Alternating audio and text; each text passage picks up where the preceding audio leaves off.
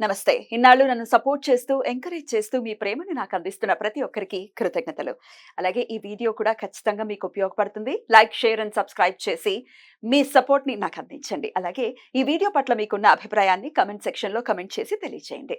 ఇప్పుడు వీడియోని చూద్దాం. నమస్కారం. శుభోదయం కార్యక్రమానికి స్వాగతం. ఈరోజు 2వ తారీఖు జూలై నెల 2024వ సంవత్సరం మంగళవారం. శ్రీ క్రోధినామ సంవత్సరం ఉత్తరాయణం గ్రీష్మ ఋతువు. ఈరోజు జ్యేష్ఠమాస బహుళపక్ష ఏకాదశి తిథి ఉదయం 8:42 వరకు, తదుపరి ద్వాదశి తిథి. కృతికా నక్షత్రం రాత్రి 4:40 వరకు, తదుపరి రోహిణి నక్షత్రం. ధృతి యోగం ఉదయం 11:17 వరకు, తదుపరి శూల యోగం. బాలవకరణం ఉదయం 8:42 వరకు, కౌలవకరణం రాత్రి 7:54 వరకు, తదుపరి తైతుల కరణం ఉంటాయి. నక్షత్ర వర్జం సాయంత్రం 5:03 నుండి 6:36 వరకు. అమృతకాలం రాత్రి 2:20 నుండి 3:53 వరకు. హైదరాబాద్ ప్రాంతం వారికి సూర్యోదయం ఉదయం 5:46 సూర్యాస్తమయం సాయంత్రం 6:55 చంద్రోదయం రాత్రి 2:59 చంద్రాస్తమయం మధ్యాహ్నం 3:37 అభిజిత్ ముహూర్తం పగలు 11:57 నుండి మధ్యాహ్నం 12:47 వరకు. దుర్ముహూర్తం ఉదయం 8:24 నుండి 9:16 వరకు. మరలా రాత్రి 11:15 నుండి 11:59 వరకు. రాహుకాలం మధ్యాహ్నం 3:38 నుండి సాయంత్రం 5:16 వరకు. గుళిక కాలం మధ్యాహ్నం 12:20 నుండి 1:59 వరకు. యమగండం ఉదయం 9:03 నుండి 10:42 వరకు. ఈ రోజు యోగిని ఏకాదశి. భాగవత పురాణం ప్రకారం అల్కాపురి నగరానికి రాజు కుబేరుడు. ఇతను కఠోర శివభక్తుడు. ప్రతినిత్యం శివలింగానికి రకరకాల పువ్వులతో పూజించి అభిషేకం ఆచరించిన తర్వాతనే తన దినవారీ పనులు ప్రారంభించుకునేవాడు. తన పూజకు అవసరమైన పువ్వులను అందించడానికి హేమమాలి అనే అతన్ని సహాయకుడిగా నియమించుకున్నాడు. హేమమాలి ప్రతిరోజు మానస సరోవర ప్రాంతంలో పువ్వులను సేకరించి కుబేరుని పూజకు అందించడం అతని బాధ్యత.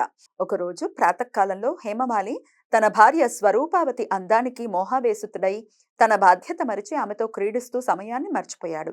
పూజ కోసం పువ్వుల కోసం ఎదురు చూస్తున్న కుబేరుడు ఎంతకు రాని హేమమాలి మీద తీవ్ర అసహనంతో ఉన్నాడు. చివరకు కారణం తెలుసుకున్న కుబేరుడు పట్టరాని ఆగ్రహానికి లోనై హేమమాలిని కుష్ఠిరోగిగా మారమని, భార్య వియోగం ఏర్పడాలని శపించాడు. శాపగ్రస్తుడైన హేమమాలి బాధతో దేశ సంచారం చేస్తూ ఒకరోజు మార్కండేయ మహర్షిని కలుసుకుని తన వృత్తాంతం చెప్పి తనకు శాప విమోచనం జరిగే ఉపాయం చెప్పమని ప్రాధేయపడ్డాడు.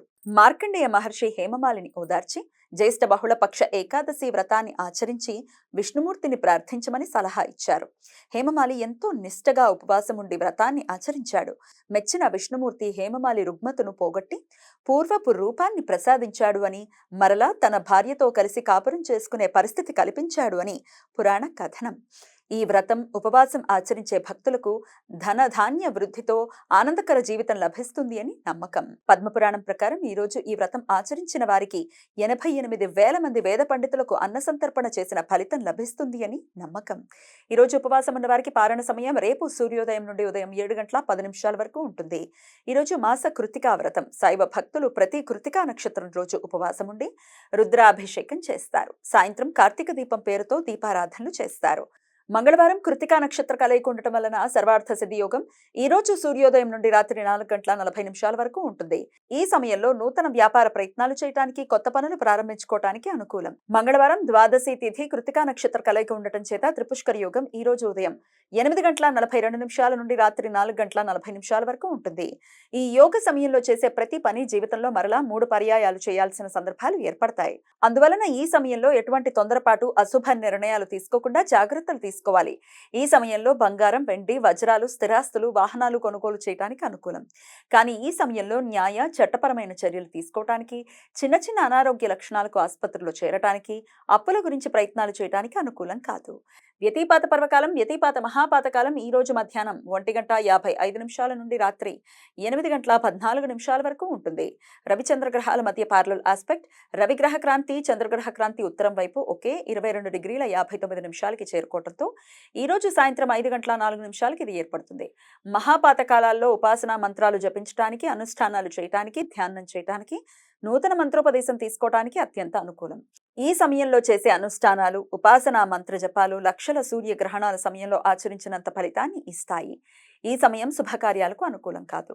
ఈ సమాచారాన్ని మనకందించిన వారు మేడికొండూరు విశ్వనాథ్ ప్రసాద్ గారు. ఆయనకు కృతజ్ఞతల్ని తెలియజేస్తూ నారాయణ స్మరణతో సమస్త సన్మంగళాని భవంతు. నమస్కారం.